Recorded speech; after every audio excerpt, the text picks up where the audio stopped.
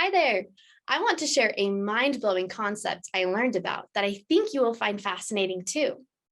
Before we begin, I want you to pause the video and think of a really big number.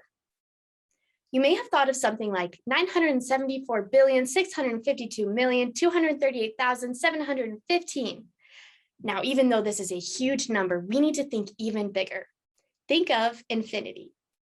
As humans, our minds are made to be relatively finite, which means it can be difficult for us to process concepts as large as infinity. In 1924, David Hilbert, a German mathematician and physicist, introduced a thought experiment to push our finite minds into infinite possibilities. Hilbert introduced a counterintuitive property of infinite sets by implementing it into the story of a clever hotel manager. This mind-twisting experiment is now known as the Infinite Hotel Paradox. One night at the Infinity Hotel, the hotel manager realizes that all of the rooms are occupied.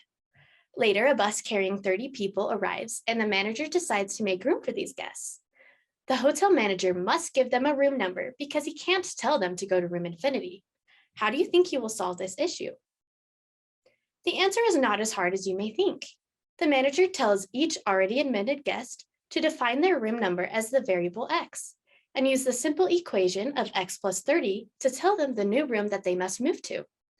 For example, the person in room number 6 would move to room number 36. Using this equation, the hotel manager is able to open up the first 30 rooms for the new guests. Suddenly, the manager sees another bus arrive at the hotel front doors. This time, it is a bus with an infinite number of people aboard. They pile into the lobby and each request individual rooms, perplexing the manager.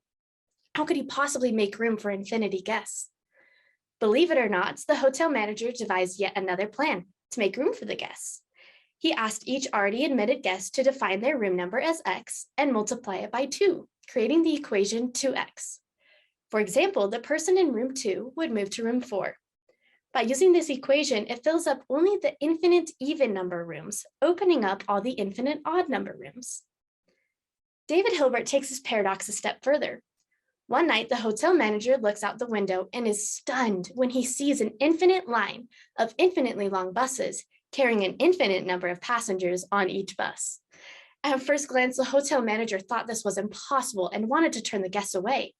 But he remembered that in 300 BC, a mathematician named Euclid discovered that prime numbers are infinite.